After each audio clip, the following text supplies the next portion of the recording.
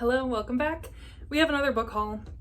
I have been to McKay's yet again and returned some books and got some store credit and got more books with it. I was also gifted a book and I have some book of the month, so we're gonna talk about them. So the first book's a little bit of a fail because I got A Fall of Marigolds by Susan Meisner. However, in June, when I did a book haul at McKay's, I also got A Fall of Marigolds. And I didn't realize because they are different thickness and they have different colors.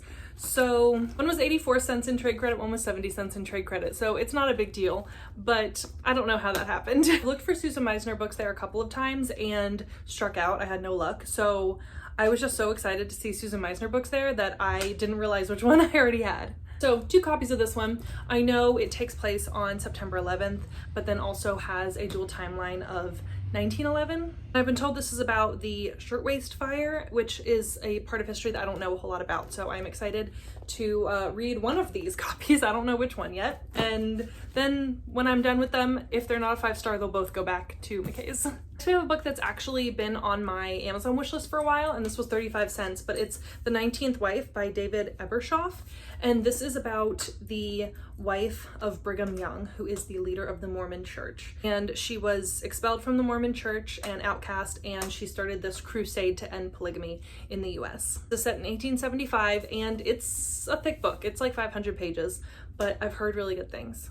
Next, we have The Edge of Loss by Christina McMorris. I've read one Christina McMorris book and I genuinely enjoyed the writing style. It was only a 3-star book, but I liked the writing style, so I'm willing to give her another try. I think I have another book on, but this is set in 1937 and it's set at Alcatraz about a prison guard's daughter. I feel like Alcatraz is kind of a different, unique setting for historical fiction, and I haven't heard anybody talking about this one, so if you've read this, let me know if it's good. Next, we have Circus of Wonders by Elizabeth McNeil, and I had never heard of this, but then since picking this up, I've actually heard 2 different people talk about it. But if you didn't know, circus is a buzzword for me. I really enjoy circus-based historical fiction. This is set in 1860s England, and it seems to have a premise pretty similar to another circus type book I've read, but it's about a young orphan girl who's sold to the circus, and they call her Leopard Girl. She has a bunch of birthmarks all over her body. But I just love the dark, macabre atmosphere of circus-based historical fiction, so hopefully this one's a good one. The other Susan Meisner book I got was As Bright as Heaven, and this is a nice hardcover. It was $2.75 in trade credit, and this is set in 1918 Philadelphia, and this is also set during the Spanish flu, which I've read a couple of books about the Spanish flu and genuinely enjoyed them. Speaking of the Spanish flu, I have The Orphan Collector by Ellen Marie Wiseman. This was only $1.62 in trade credit, and it is a gorgeous deckled edge copy, and I wanted this for my favorite shelf.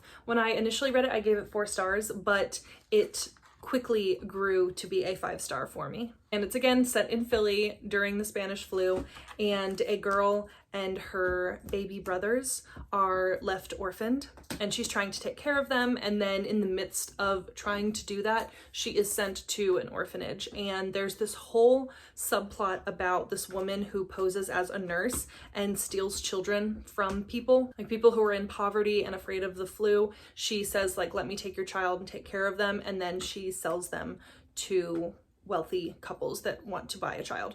So there's that whole subplot going on, and one of the things that I love most about this book is just the villain of that nurse, fake nurse character was just so visceral and so real. Like, I can think of few times where I have hated a character that much. And that character just stood out for me, which is shocking because most of the time, like, the characters of books kind of fade for me. I understand and remember the plot, but the characters themselves kind of fade, but that character is still like in the forefront of my mind. So I just wanted to own one so that I can eventually reread it because I listened to it on audio and I love physically reading Ellen Marie Wiseman. And then the only thriller that I picked up was The Return of Ellie Black by Amiko Jean. And this was in May. This was a May pick for Book of the Month. And somebody commented on my underrated thrillers video and said that this is an underrated thriller. So I decided I needed to check it out. Looks like someone's sister went missing about 20 years ago. And now this detective is trying to find her and figure out what happened. And it's set in Washington State, which I always love that. So this is a debut and it's supposed to be feminist forward. We love that. And then lastly, I have 2 romance dance novels. The first being The Cheat Sheet by Sarah Adams.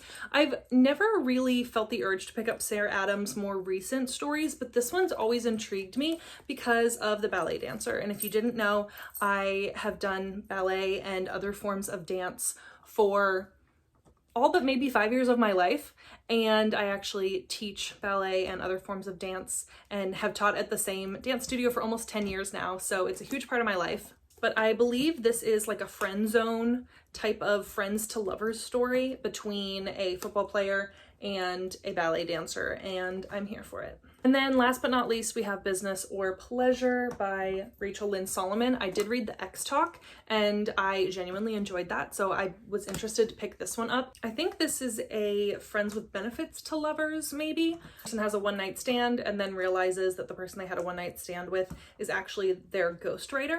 That's the way I understand it, but I could be wrong. But either way, I'm gonna check it out. And hopefully it's spicy because I have heard that these aren't spicy.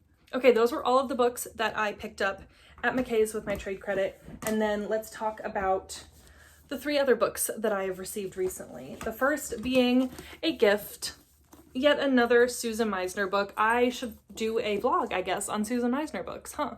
This is The Nature of Fragile Things, and it's set in 1906. A massive earthquake rocks San Francisco just before daybreak, igniting a devouring inferno. Lives are lost and shattered, but some rise from the ashes, changed forever. That's another part of history that I don't know much about. So thank you, Brooke, for sending this to me. And last, we have some Book of the Month picks.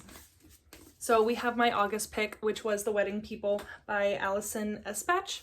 And I've seen a lot of people talking about this. I haven't heard many reviews, but I've heard a lot of things of people saying they picked it up or saying they're currently reading it. So I haven't heard a lot of reviews, but it's set in Newport, Rhode Island, so it's gotta be good. I think it's like a character study about people at a wedding. But the author also lives in Rhode Island, so I am ready for all of the atmospheric vibes. And then lastly, we have my September pick, which was The Love Elixir of Augusta Stern. And I thought this sounded so interesting. So a retired pharmacist runs into the delivery boy from her father's old pharmacy 60 years earlier that broke her heart. So then we go back in time to the 1920s and we get their story. And I just thought that this cover was really pretty and the back is gorgeous too. And it's not very long, so hopefully this is a good one. Okay, those are all of the books that I have picked up recently. Let me know down in the comments below if you've read any of these books and what you thought of them. Thank you so much for watching. Please hit that subscribe button. It really helps out my channel, and I'll see you in the next one. Bye.